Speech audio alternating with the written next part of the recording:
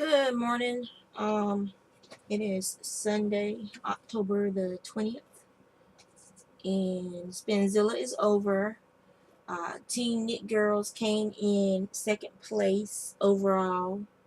I spun over 7,000 yards myself of singles, which I could have done more, but I had to spin and ply because I didn't have the band for my B, and the band came in yesterday in the mail.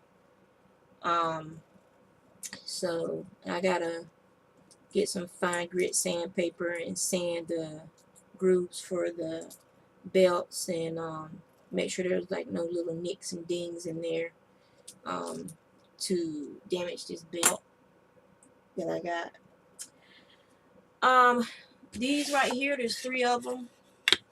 Those are unfinished Kromsky bobbins, and they were 3 for $30 on eBay, which is a lot cheaper than what I was seeing other places, because they were trying to sell them damn near $30 each finished.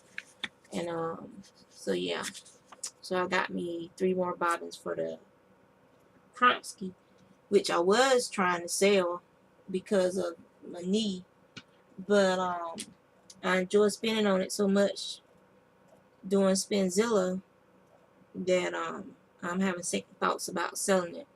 Hence why I got some more bobbins for it.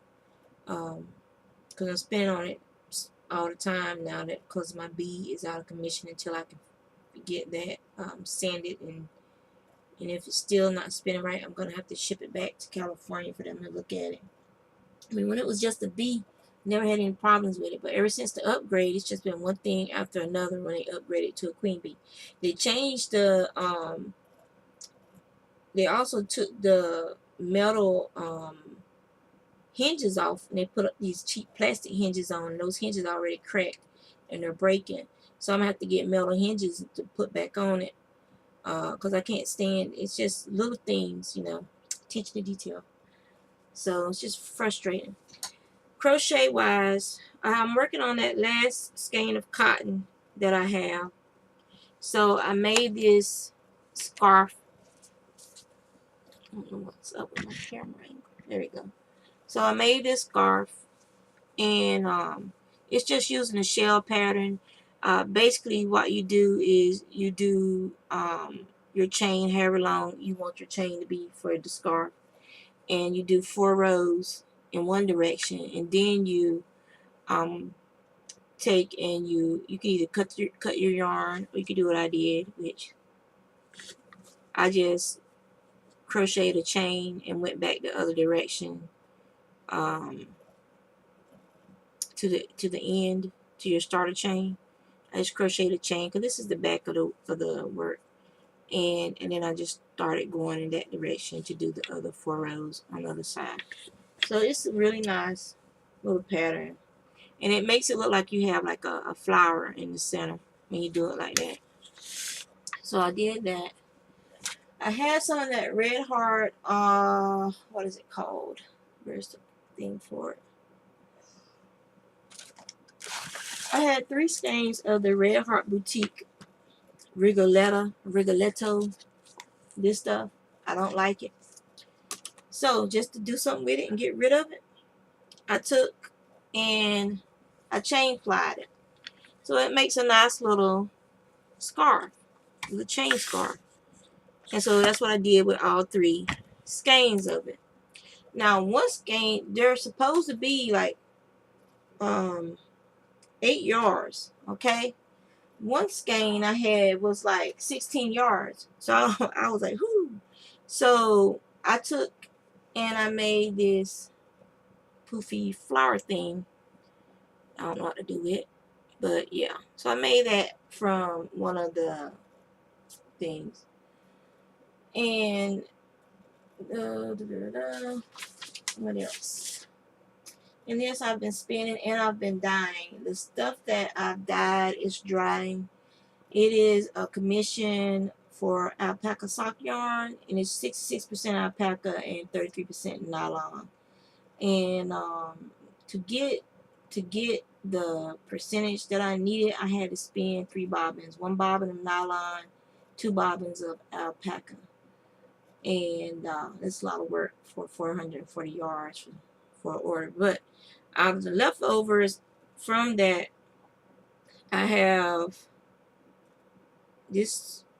I haven't did a yardage on. I haven't done a yardage on this one yet. So that's a 2-ply of 1 strand of the alpaca and 1 strand of the nylon. This is super soft, and that's the natural color of the alpaca. It is a bone. It is like a bone white, almost tan, almost like a very light tan.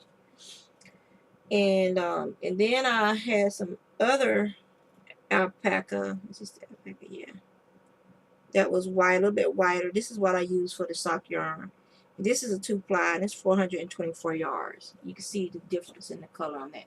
This is some alpaca crea fiber, right here, and it's soft and it's dusty. This will probably whiten up because there's a lot of dust. It's like dust on my fingertips.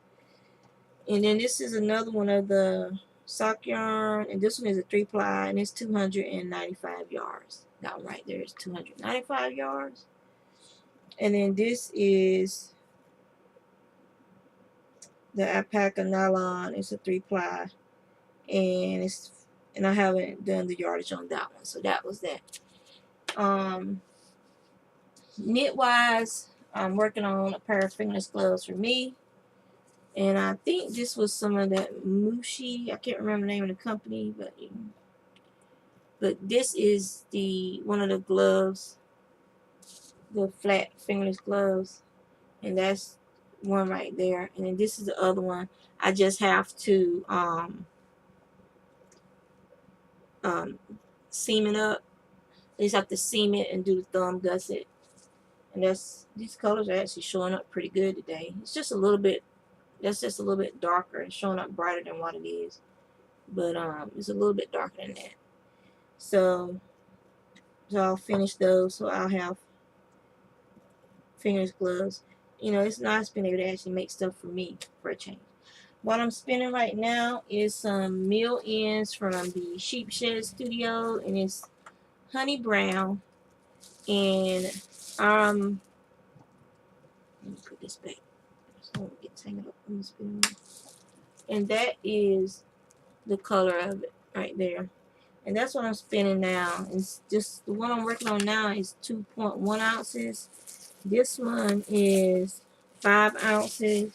And then I have another bag of it that is 4.5 ounces. So that's what 4.55, that's 9.5, and 2.1, so that's 11.6 ounces.